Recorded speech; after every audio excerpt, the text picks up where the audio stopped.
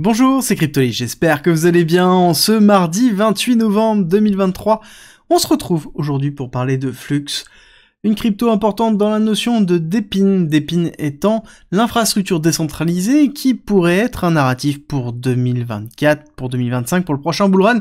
Très important de comprendre l'intérêt de Flux, comprendre ce qui gravite autour, et vous allez voir que c'est très intéressant. Comme d'habitude, on va disséquer cette vidéo en deux parties. Une partie fondamentale, on va revenir sur ce qu'est Flux, et l'intérêt de Flux dans l'écosystème de la blockchain, et ensuite une partie plus technique dans laquelle on va passer sur les graphiques pour se projeter court, moyen, long terme sur des prix d'achat, des prix de vente, et ça commence tout de suite.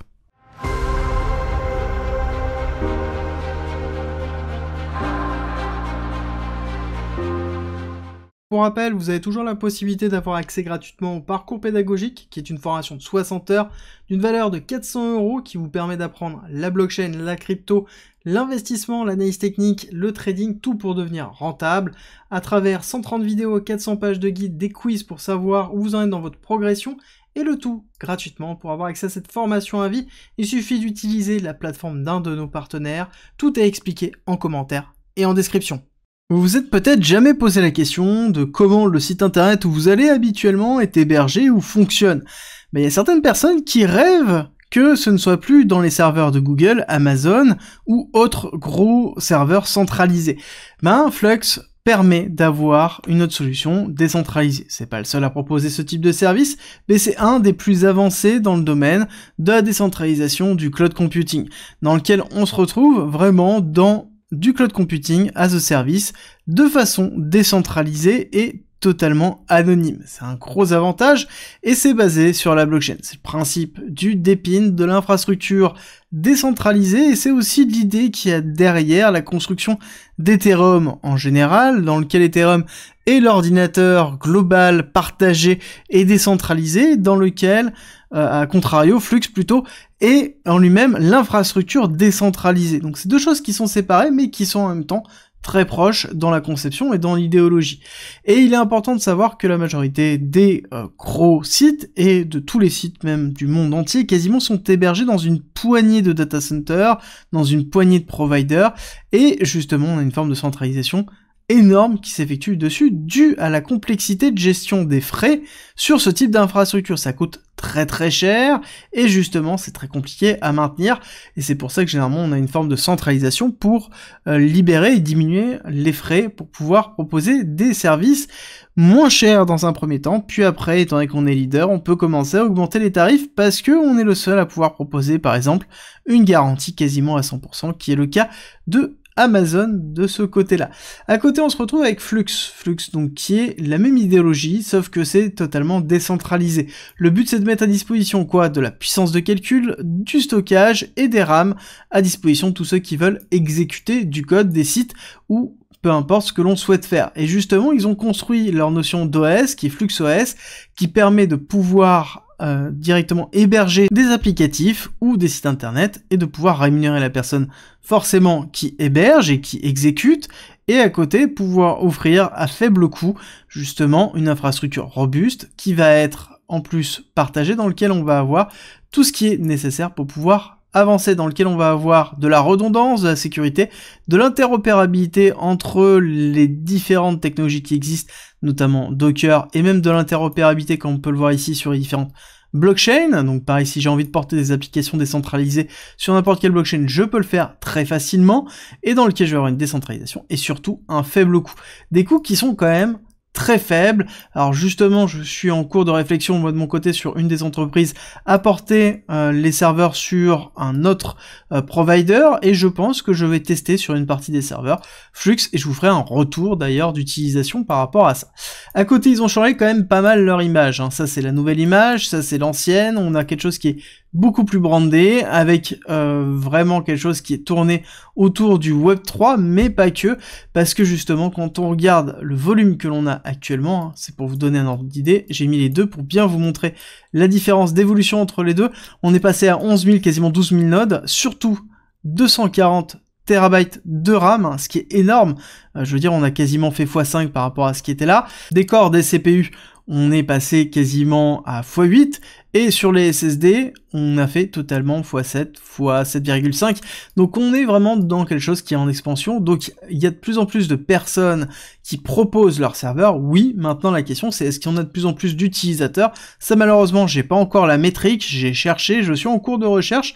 Si jamais vous avez des infos, n'hésitez pas à le mettre en commentaire. C'est avec plaisir que je partagerai cette info sur Twitter et aussi dans la prochaine vidéo. Mais en tout cas, Flux montre que la Dépine, en tout cas, essaie d'évoluer et que ça pourrait bien être un prochain narratif. La question est, ok, mais est-ce qu'il y a des clients pour ça, autre que dans le Web 3, et comment on peut donner de la visibilité à ce type de projet-là dans du Web 2, à savoir que c'est quelque chose qui est cannibalisé par de l'Amazon Services, par du Google Services, ou même de l'Azure, donc c'est-à-dire Microsoft, donc des géants qui cannibalisent tout par leur marketing, par leur pricing, et par leur qualité de service. Est-ce qu'on est à de l'équivalent? Est-ce qu'il n'y aurait pas une notion de peur qui se ferait par rapport à ça? Parce que c'est décentralisé, parce que c'est pas un géant, parce qu'ils ont personne contre qui se retourner, et oui, ça joue énormément. Mais en tout cas, il est à noter que c'est un secteur qui est en plein essor, et que, en effet, les technologies nous permettent d'offrir des services comme ça, et je pense que ce n'est que le début, qu'on risque d'avoir d'autres éléments qui vont arriver, et peut-être même une facilité d'accessibilité, ce qui serait nécessaire pour l'adoption de la Dépine, et peut-être un prochain narratif pour un prochain bull run. Alors, on va attaquer la partie technique, dans laquelle on a quand même pas mal de choses qui sont dispo. On va juste nettoyer un tout petit peu le graphique au passage, dans lequel on a eu une phase d'accélération sur le premier bull run, donc de 2021, avec novembre 2021, donc grosse accélération sur la fin de bull run, parce qu'on a eu la première, donc qui était assez faible, respiration, deuxième, et ensuite on a eu la mise en place ici d'une distribution qui s'est soldée ici par une cassure baissière, et cette distribution, ce qui est intéressant de voir, c'est que elle a donné naissance à une accumulation qui a duré pendant longtemps. Depuis juin 2022, on a tenu un niveau sur Flux qui était très long, hein, dans lequel ici c'est Celsius, et on voit qu'on a maintenu malgré FTX ce niveau-là, ce qui était plutôt positif pour Flux. Et derrière, par contre, on a fait une cassure baissière avec ici l'impact de la SEC, et on revient de repasser au-dessus de la SEC dans lequel on a un SC, un ST et un STB, d'accord? Donc prise de liquidité, mise en place de la résistance pour consolider les liquidités, prise de liquidité, réaction haussière suite à la prise de liquidité, ce qui est plutôt positif, à savoir qu'on avait très peu de volume sur justement septembre-octobre 2023 au niveau de Flux, malgré le fait qu'on avait une convention qui s'était plutôt bien passée. Alors c'est cette bougie-là que l'on voit, hein. Forcément quand on a des conventions, on a des effets d'annonce et des personnes qui justement manipulent le prix et prennent énormément de profit. Et là on a une très belle construction qui est en train de se faire, avec une consolidation potentielle cette semaine au-dessus du niveau de la SEC. C'est quelque chose que l'on cherche à avoir impérativement pour valider cette accélération haussière. Donc d'ailleurs, on a fait un break-off structure qui a été validé ici, donc rejet du retest de la bougie, avec cette bougie rouge qui est là. On va retester la zone de rupture et on fait l'accélération haussière, ce qui est très positif. Par contre, on a laissé quelque chose qui est important, on a laissé une imbalance qui se trouve ici, dans lequel en plus ça correspond à la zone de rupture de cette bougie, donc il est possible d'aller faire un retest dans les 0,34, donc il va falloir surveiller, surtout que là dans cette bougie là, on verra la clôture de cette semaine, mais dans cette bougie là on a quand même ici une absorption vraiment des volumes haussiers, une grosse partie ici de prise de profit. N'oubliez pas que les flux sont utilisés comme récompense aux mineurs, ce qui permet d'avoir des frais très faibles pour les utilisateurs, mais donc ça sous-entend aussi que le flux est amené à être vendu pour rembourser les coûts d'infrastructure et ceux qui possèdent les nodes et qui font exécuter tout simplement les sites et les applications qui sont hébergés dans Flux.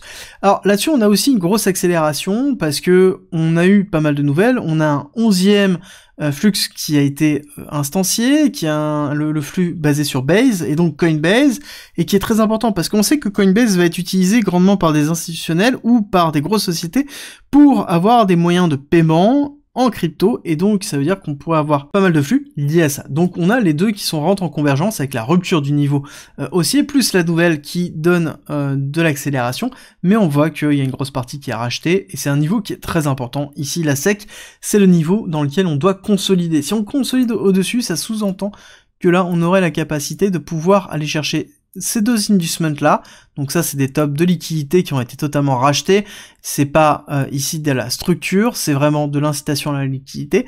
Nous, le haut de structure, il est très haut, d'accord, il est ici, au-dessus des 1$, et c'est ce qu'il faut casser à terme. Tant qu'on ne casse pas ça, bah en l'occurrence, on n'a pas de break of structure réel, d'accord? Il faut casser ce niveau-là pour ensuite faire une respiration, soit une consolidation, et ensuite accélérer. Et c'est ce que l'on va chercher si jamais on souhaite s'exposer de façon beaucoup plus sereine à flux, c'est attendre un break of structure, attendre un signal pour pouvoir accompagner le cours. Et pour ceux qui sont beaucoup plus agressifs, on garde en tête les niveaux bas dans lesquels on pourrait aller chercher les 0,33. Au niveau des targets, qu'est-ce qu'on peut fixer au niveau de flux? Alors déjà, je pense que le premier niveau qui va être très important, ça va être la rupture des 2 $. D'accord? Là, on a clairement beaucoup de monde qui sont loqués, on a beaucoup de personnes qui sont sur exposition dans cette zone-là, et je pense qu'on aura un gros sell-off qui aura lieu. Et quand on regarde, c'est déjà une zone 2x5, donc on aura des TP qui auront lieu, donc c'est normal qu'on ait une respiration là. Et je pense que c'est une très bonne zone pour faire un TP partiel, pour consolider sa position. La deuxième chose, c'est qu'on pourrait viser une grande vague 1, une grande vague de Lyotis, avec un narratif autour du dépin et un flux qui arrive à créer un momentum autour du Web 2 pour attirer des clients. À ce moment-là, on pourrait chercher une target de 1,618 pour une grande vague 3 pour flux, avec un flux dans les alentours des 5 $. Par contre, n'oubliez pas que le flux est utilisé comme reward, et donc forcément a une pression baissière qui est constante, parce que justement elle est utilisée comme incentive pour avoir des personnes qui opèrent des nœuds, qui offrent du service pour attirer justement de la clientèle. C'est le concept même de flux, c'est le concept même de tout software à service ou infrastructure à service. Si on n'a pas de clients, bah à ce moment-là, on n'a pas de business model. Ne l'oubliez jamais.